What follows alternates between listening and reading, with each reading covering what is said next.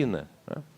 Então, nessa sociedade agrária, na verdade, ela se transforma, vai se transformando com a presença do capitalismo associado à indústria, à industrialização. E nós temos a Inglaterra como o primeiro país que se industrializa, né? Então, nós temos um sistema dinâmico, nesse sentido, centralizado a partir da Inglaterra. Na segunda revolução industrial e tecnológica, ao final do século XIX, né, quando o aparecimento da energia elétrica, o motor a combustão, na verdade, o próprio petróleo, a mudança da matriz energética do mundo, mudanças científicas que se incorporam no sistema produtivo, os dois principais países que são o centro dessa grande progresso técnico, que são a Alemanha e os Estados Unidos, né, basicamente vão superando a forma de produção com novos produtos a Inglaterra. E esses dois países entram no início do século XX, basicamente disputando entre si para ver quem vai superar a experiência da Inglaterra, né? E nós temos, na verdade, até 1914, um sistema mundial coordenado por impérios, né? O Império Austro-Húngaro, o Império Britânico, que era um império onde o sol nunca se punha, dada a dimensão territorial deste império, mas tínhamos também outros impérios, o Império Português, o Espanhol. Não vamos esquecer que Portugal, até a década de 1970, também tem colônias, né? Então, até 1914, nós temos um sistema de impérios. Não significa dizer que não tem estados nacionais, alguns países existem, mas a relação privilegiada é a relação de impérios com colônias. E, basicamente, nós temos, então, até 1914, uma primeira experiência de globalização. Quem estudou esse período não chamou de globalização, chamou de imperialismo, mas eu vou usar a palavra de globalização porque ela é muito similar ao que nós usamos.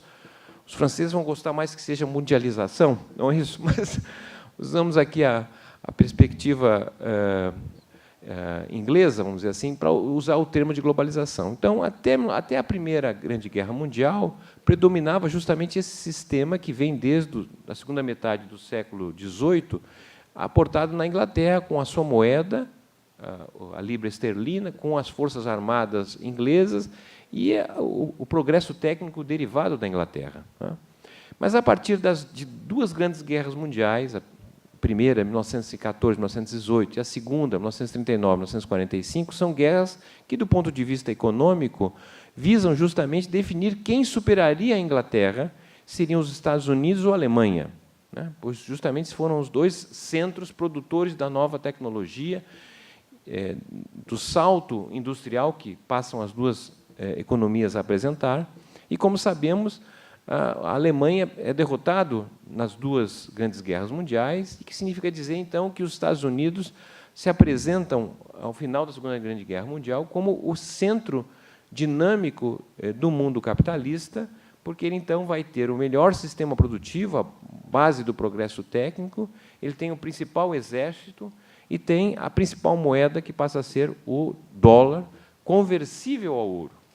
Bom, qual a importância disso? A importância é que, na realidade, as duas grandes guerras mundiais, podemos também falar da Depressão de 1929, podemos lembrar também da própria existência, uma alternativa ao capitalismo que se deu, e nós estamos aqui já há 100 anos, da Revolução Russa, né, que se apresentava como alternativa ao próprio capitalismo. Bem, esses vários fenômenos, na verdade, ajudam a explicar a destruição do antigo sistema de impérios, não é? E o encerramento da primeira globalização. Primeira globalização que era, na verdade, um impeditivo para haver a experiência de países e, sobretudo, a experiência de políticas nacionais, né? Porque nós não podemos falar de sistema nacional de trabalho, por exemplo, no século XIX. Não havia política nacional de saúde, de educação, de transporte, de habitação durante a primeira onda da globalização. Isso só vai, na verdade, vir a ocorrer a partir do encerramento das duas grandes guerras mundiais, né, a partir da Decreção de 1929. Mas o fato concreto é que, a partir do encerramento da Segunda Grande Guerra Mundial, do Acordo de Yalta, do Acordo de Bretton Woods, enfim, ali se constrói um novo desenho do mundo, em que, na verdade, há o respeito à autonomia e soberania nacional. Então, nós vamos ter a destruição da ordem imperial, do sistema de impérios, que se transforma cada vez mais os impérios e suas colônias em novos países. A primeira reunião da Assembleia Geral das Nações Unidas, da ONU, em 1945, reuniu todos os países que o mundo conhecia, e foram menos de 50 países que existiam naquele momento. Nós saímos daquele momento para uma outra fase, que foi a fase de independência e surgimento de novos países. Já em 1947, a independência da Índia, por exemplo, né? E a sucessão de vários países. Nós temos hoje ao redor de 200 países. Não apenas é importante chamar a atenção da destruição da velha ordem de impérios, mas o surgimento de novos países, não é? Mas, fundamentalmente, o reconhecimento da soberania das políticas nacionais. Ou seja, o reconhecimento que agora os países deveriam ter moeda nacional, ter sistema tributário nacional, ter um fundo público para financiar seus sistemas nacionais de saúde, de educação, ter políticas que regulam o espaço nacional, né? Políticas, portanto, de soberania, de autonomia nas decisões nacionais. Uns países mais do que outros, mas, de certa maneira, todos os países vão ter suas regras nacionais. Algo que inexistia praticamente, de forma generalizada, durante a primeira onda da globalização até 1914, na Primeira Grande Guerra Mundial. Então, nós temos, no encerramento da Segunda Grande Guerra Mundial, praticamente até o final da década de 70, essa experiência, não é, de soberania, de autonomia de políticas nacionais, dos seus sistemas nacionais, seus marcos regulatórios. Haviam multinacionais que iam para os diferentes países, processo de internacionalização das grandes empresas, inicialmente dos Estados Unidos, né? Vamos lembrar aqui que, na reconstrução da Europa, após o encerramento da Segunda Guerra Mundial, entre 1947 e 1952 e 53, existia um chamado Plano Marshall, que foi um plano que financiou a Europa, pois isso significou, na verdade, a negação do que foi o Acordo de Yalta, porque o Acordo de Yalta, que relacionou os Estados Unidos, a Inglaterra e os russos, né, era um acordo que visava justamente a destruição da Alemanha e do Japão, né, dos alemães, dado o horror que os ingleses tinham, em função dos alemães terem bombardeado por muitos anos a Inglaterra, sobretudo Londres. Então, o ódio dos ingleses aos alemães levou a essa postura, no Acordo de Yalta, de 1944, de levar a uma destruição da economia industrial alemã e, praticamente, transformação numa economia agrária. E, simultaneamente, o ódio dos americanos ao Japão, que havia invadido Pearl Harbor, também ia no mesmo sentido. O general MacArthur vai para o Japão com o objetivo de destruir a estrutura industrial daquele país. Todavia, o próprio Acordo de Yalta, que estabeleceu que o mundo seria dividido em função da presença dos exércitos, a Rússia rapidamente se transforma na União Soviética, ocupando quase 40% do território mundial, e nós temos ali, em 1947, basicamente, o início da Guerra Fria. Então, o Plano Marshall se reverte justamente não na desconstituição da economia alemã, mas num apoio à recuperação da Europa, sobretudo a Europa Ocidental, com o ingresso de recurso, e todo esse ingresso de recurso do Acordo do Marshall, ele foi feito desde que o sistema político de cada um desses países aceitassem, não é, e que a cooperação política não tivesse a presença do Partido Comunista. Então, por exemplo, na Itália, lá em 1945, 1946, era um governo que tinha a presença do Partido Comunista, tiveram que tirar o Partido Comunista para ter acesso aos recursos do Plano Marshall, para financiar a expansão e a recuperação da infraestrutura, sobretudo, da Itália.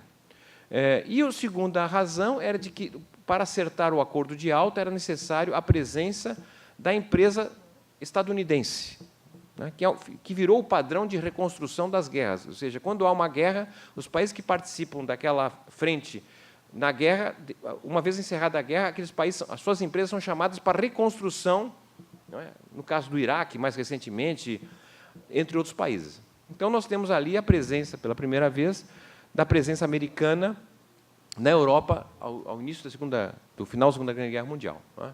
Então, o que eu quero chamar a atenção é que a presença das empresas multinacionais nos países, tá certo? A presença das empresas nacionais, ela seguia as regras nacionais. E, em geral, elas patrocinavam condições de trabalho superiores às experiências nacionais. Era sonho no Brasil, muitas vezes, a partir da segunda metade dos anos 50, com o plano Juscelino Kubitschek, né, com um plano de metas de atração de empresas estrangeiras, que foi fundamental para dar um passo na nossa industrialização, né? O sonho do trabalhador brasileiro era trabalhar numa empresa estrangeira, porque, em geral, não que pagasse o mesmo salário da matriz, mas, em geral, os salários e as condições de trabalho eram superiores das empresas nacionais, né? Então, a grande empresa, a empresa multinacional, ela se adaptava às regras nacionais, né? Então, isso nesta fase, entre 1914 e 1980, nós temos, basicamente, um interregno da primeira onda da globalização. Nós estamos vivendo, desde os anos 70, dos anos 80, para dizer bem a verdade, uma segunda onda da globalização. Tivemos uma primeira, até 1914, e, a partir dos anos 80, uma segunda. Essa segunda onda da globalização que nós estamos vivendo, não é, ela decorre justamente de uma tensão que está em curso entre o centro dinâmico do mundo, que são os Estados Unidos, não é, e um outro centro que vem crescendo, que é a Ásia, especialmente a China. E nessa disputa desses dois centros, centros menores foram se fundindo, porque desde 91, quando basicamente se encerra a Guerra Fria, não é, com a desconstrução da experiência de socialismo real na União Soviética, praticamente ficou os Estados Unidos sozinho. E com a globalização dos anos 90, foram surgindo alguns centros de poder, de economia, não apenas na Ásia, não é, mas juntaria a isso o papel da Índia, por exemplo, o papel da Rússia, o papel da Turquia, o papel da África do Sul, o papel aqui de alguns governos na América, tá certo? Como a Venezuela, como o Equador, como a Bolívia, como o Uruguai, como a Argentina e como o Brasil, a partir dos anos 2000. Ou seja, passaram o país a ter algum protagonismo que anteriormente era desconhecido, né? Mas o essencial aqui chamar a atenção é o peso dos Estados Unidos e o peso da China. Então, esse gráfico, nem sei se fica claro para você. Dá para enxergar aí? Mais ou menos, né? Porque, bom, ele tem ali uma série histórica que vem desde 1750 e vai mostrar, na cor rosa, né, nós temos o peso que a Grã-Bretanha teve na produção mundial, né? Chegou lá em 1880 a responder por quase 1/5 de toda a produção mundial, né, era de responsabilidade dos ingleses. Mas, a partir do final do século XIX, é uma fase de descenso da presença da Inglaterra e, ao mesmo tempo, simultaneamente, um crescimento da presença dos Estados Unidos, né? Então, nós chegamos, em 1950, por exemplo, os Estados Unidos respondiam por quase 45% de toda a produção de manufatura do mundo.